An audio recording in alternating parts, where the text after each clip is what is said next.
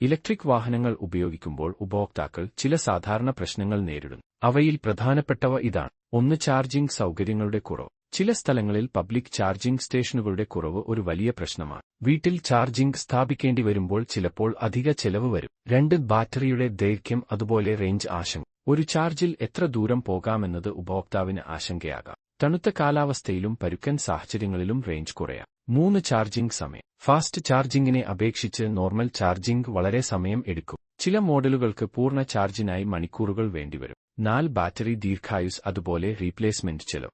ബാറ്ററികൾക്ക് ആയുസ് 8 മുതൽ 10 വർഷം വരെ ആയാലും അതിനുശേഷം മാറ്റാൻ വലിയ ചെലവ് വരും. ഒരു പുതിയ ബാറ്ററി പലപ്പോഴും വാഹനത്തിന്റെ അകത്തുള്ള ബാക്കിയുള്ള മൂല്യത്തിനേക്കാളും കൂടുതലാകാം. 5. വില അതുപോലെ ബജറ്റ് പ്രശ്നങ്ങൾ. ഇന്നത്തെ വിപണിയിൽ വാഹനങ്ങൾ പരമ്പരാഗത വാഹനങ്ങളെക്കാൾ ചെലവേറിയതാണ്. പല ഉപഭോക്താക്കളും സെക്കൻഡ് ഹാൻഡ് വാങ്ങാൻ മടിക്കും, കാരണം ബാറ്ററിയുടെ നില ഉറപ്പാക്കാനാകില്ല. 6. മെക്കാനിക്കൽ അതുപോലെ സേവന കേന്ദ്രങ്ങളുടെ കുറവ്. ഇവികൾക്ക് സാധാരണ വാഹനങ്ങളെക്കാൾ കുറവ് മെയിന്റനൻസ് മതി, പക്ഷേ അത് വേണമെങ്കിൽ തന്നെ പരിജ്ഞാനമുള്ള സേവന കേന്ദ്രങ്ങൾ കണ്ടെത്താൻ പ്രയാസം. ചില ബ്രാൻഡുകളുടെ സ്പെയർ പാർട്സ് ലഭ്യമാകാൻ കൂടുതൽ സമയം എടുക്കും. 7. വ്യാപകമായി അംഗീകരിക്കപ്പെടാത്തതിന്റെ പ്രത്യാഘാതം. പല ഉപഭോക്താക്കളും വാങ്ങാൻ മടിക്കാറുണ്ട്, കാരണം മാർക്കറ്റിൽ ഇതിന്റെ രണ്ടാം വിൽപ്പന കുറവായിരിക്കും. ചിലർക്ക് യുടെ പ്രവർത്തനം, ചാർജിംഗ്, മെക്കാനിക്കൽ സാങ്കേതികതകൾ എന്നിവയെക്കുറിച്ച് അറിയാൻ ബുദ്ധിമുട്ടാകാം.